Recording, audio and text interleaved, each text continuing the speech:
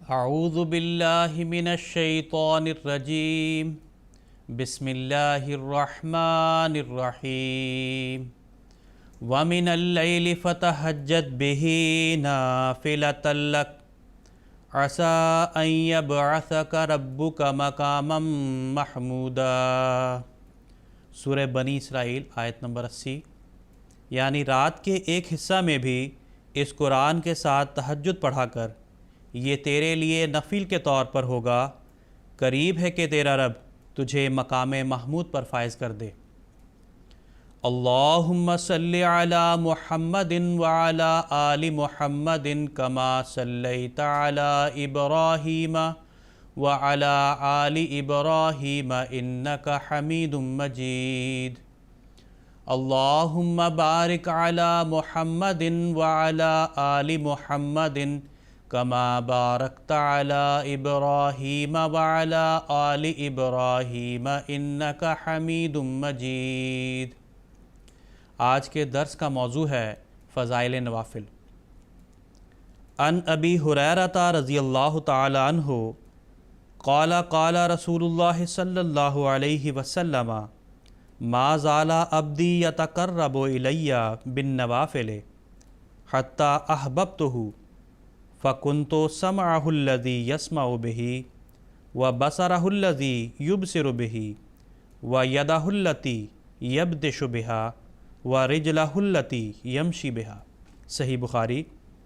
حضرت ابو ہریرہ رضی اللہ تعالی عنہ بیان کرتے ہیں کہ حضرت صلی اللہ علیہ وسلم نے فرمایا، میرا بندہ نوافل کے ذریعہ میرا قرب حاصل کرتا ہے، یہاں تک کہ میں اس سے محبت کرنے لگتا ہوں، اور جب میں اس سے محبت کرتا ہوں تو اس کے کان ہو جاتا ہوں جن سے وہ سنتا ہے، اور اس کی آنکھیں ہو جاتا ہوں جن سے وہ دیکھتا ہے، اور اس کے ہاتھ ہو جاتا ہوں جن سے وہ پکڑتا ہے، اور اس کے پاؤں ہو جاتا ہوں جن سے وہ چلتا ہے۔ حضرت مسیح موعود علیہ السلام اس حدیث کی تشریح میں فرماتے ہیں، حدیث میں آیا ہے کہ مومن نوافل کے ساتھ خدا تعالیٰ کا قرب حاصل کرتا ہے۔ نوافل سے مراد یہ ہے کہ خدمت مقرر کردہ میں زیادتی کی جاوے۔ ہر ایک خیر کے کام میں دنیا کا بندہ تھوڑا سا کر کے سست ہو جاتا ہے، لیکن مومن زیادتی کرتا ہے۔ نوافل صرف نماز ہی سے مختص نہیں، بلکہ ہر ایک حسنات میں زیادتی کرنا نوافل ادا کرنا ہے۔ مومن محض خدا تعالیٰ کی خوشنودی کے لیے ان نوافل کی فکر میں لگا رہتا ہے۔ اس کے دل میں ایک درد ہے جو اسے بے چین کرتا ہے، اور وہ دن بدن نوافل و حسنات میں ترقی کرتا جاتا ہے، اور بالمقابل خدا تعالیٰ بھی اس کے قریب ہو جاتا ہے، حتیٰ کہ مومن اپنی ذات کو فنا کر کے خدا تعالیٰ کے سایہ تلے آ جاتا ہے۔ اس کی آنکھ خدا تعالیٰ کی آنکھ، اس کے کان خدا تعالیٰ کے کان ہو جاتے ہیں، کیونکہ وہ کسی معاملہ میں خدا تعالیٰ کی مخالفت نہیں کرتا۔ ایک روایت میں یہ بھی ہے کہ اس کی زبان خدا تعالیٰ کی زبان اور اس کا ہاتھ خدا تعالیٰ کا ہاتھ ہو جاتا ہے۔ ملفوظات جلد 4 صفحہ 30۔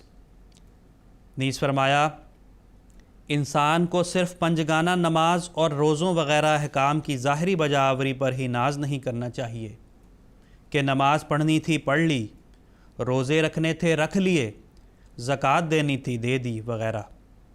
نوافل ہمیشہ نیک اعمال کے متمم و مکمل ہوتے ہیں، اور یہی ترقیات کا موجب ہوتا ہے۔ ملفوظات جلد 3 صفحہ 343۔ حضرت صلی اللہ علیہ وسلم کی رات کی وقت کی نماز بہت لمبی ہوتی تھی، نسبتاً لمبی صورتیں تلاوت کرنا پسند فرماتے تھے۔ حضرت عائشہ صدیقہ رضی اللہ تعالی عنہا سے حضور صلی اللہ علیہ وسلم کی نماز تہجد کی کیفیت پوچھی گئی۔ آپ رضی اللہ عنہا نے فرمایا کہ رسول اللہ صلی اللہ علیہ وسلم رمضان یا اس کے علاوہ دنوں میں 11 رکعتوں سے زیادہ نہ پڑھتے تھے، مگر وہ اتنی لمبی، پیاری اور حسین نماز ہوا کرتی تھی کہ اس نماز کی لمبائی اور حسن و خوبی کے متعلق مت پوچھو، یعنی میرے پاس الفاظ نہیں جن سے آپ کی اس خوبصورت عبادت کا نقشہ کھینچ سکوں۔ صحیح بخاری۔ عن زید بن ثابت رضی اللہ تعالی عنہ قال قال رسول اللہ صلی اللہ علیہ وسلم علیکم بالصلاۃ فی بیوتکم فإن خیر صلاۃ المرء فی بیتہ الا الصلاۃ المکتوبہ۔ صحیح مسلم۔ حضرت زید بن ثابت رضی اللہ تعالی عنہ بیان کرتے ہیں کہ رسول کریم صلی اللہ علیہ وسلم نے فرمایا، تم اپنے گھروں میں بھی نماز پڑھا کرو، کیونکہ فرض نماز کے بعد آدمی کی بہترین وہ نماز ہے جو وہ گھر میں ادا کرتا ہے۔ قرآن کریم میں صحابہ کرام رضوان اللہ علیہم اجمعین کی فضیلت اور عبادات کے شوق اور لگن کو ان الفاظ میں بیان کیا گیا ہے، تتجافی جنوبہم عن المضاجع، سورہ سجدہ آیت نمبر 17۔ سورہ مزمل کی ابتدائی آیات نازل ہوئیں تو صحابہ کرام راتوں کو دیر تک نماز پڑھا کرتے، یہاں تک کہ پاؤں متورم ہو جاتے۔ ابو داؤد۔ حضرت مسیح موعود علیہ السلام کے قیام اللیل کا نقشہ کھینچتے ہوئے حضرت مرزا دین محمد صاحب لنگروال فرماتے ہیں، میں اپنے بچپن سے حضرت مسیح موعود علیہ السلام کو دیکھتا آیا ہوں، اور سب سے پہلے میں نے آپ علیہ السلام کو غلام مرتضیٰ صاحب کی زندگی میں دیکھا تھا، جب کہ میں بالکل بچہ تھا۔ آپ علیہ السلام کی عادت تھی کہ رات کو عشاء کے بعد جلد سو جاتے تھے اور پھر 1 بجے کے قریب تہجد کے لیے اٹھ کھڑے ہوتے تھے اور تہجد پڑھ کر قرآن کریم کی تلاوت کرتے رہتے۔ پھر جب صبح کی اذان ہوتی تو سنتیں گھر میں پڑھ کر نماز کے لیے بیت الذکر جاتے اور باجماعت نماز پڑھتے۔ سیرت المہدی جلد نمبر 3 صفحہ 20۔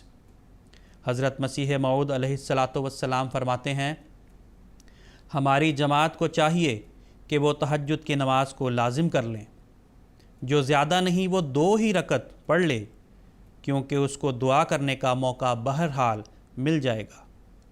اس وقت کی دعاؤں میں ایک خاص تاثیر ہوتی ہے، کیونکہ وہ سچے درد اور جوش سے نکلتی ہے۔ ملفوظات جلد 2 صفحہ 182۔ آپ علیہ السلام فرماتے ہیں، نادان بعض وقت عدم قبول دعا سے مرتد ہو جاتا ہے۔ صحیح بخاری میں حدیث موجود ہے کہ نوافل سے مومن میرا مقرب ہو جاتا ہے۔ ایک فرائض ہوتے ہیں، دوسرے نوافل، یعنی ایک تو وہ احکام ہیں جو بطور حق واجب کے ہیں، اور نوافل وہ ہیں جو زائد از فرض ہیں، اور وہ اس لیے ہیں کہ تا فرائض میں اگر کوئی کمی رہ گئی ہو تو نوافل سے پوری ہو جاوے۔ لوگوں نے نوافل صرف نماز ہی کے نوافل سمجھے ہوئے ہیں، نہیں، یہ بات نہیں، ہر فعل کے ساتھ نوافل ہوتے ہیں۔ انسان زکوٰۃ دیتا ہے تو کبھی زکوٰۃ کے سوا بھی دے، رمضان کے روزے رکھتا ہے کبھی اس کے سوا بھی رکھے، قرض لے تو کچھ ساتھ زائد دے، کیونکہ اس نے مروت کی ہے۔ نوافل متمم فرائض ہوتے ہیں۔ نفل کے وقت دل میں خشوع اور خوف ہوتا ہے کہ فرائض میں جو قصور ہوا ہے وہ اب پورا ہو جائے۔ یہی وہ راز ہے جو نوافل کو قرب الہی کے ساتھ بہت بڑا تعلق ہے۔ گویا خشوع اور تذلل اور انقطاع کی حالت اس میں پیدا ہوتی ہے، اور اسی لیے تقرب کی وجہ میں ایام بیز کے روزے، شوال کے 6 روزے، یہ سب نوافل ہے۔ پس یاد رکھو کہ خدا سے محبت تام نفل ہی کے ذریعے ہوتی ہے۔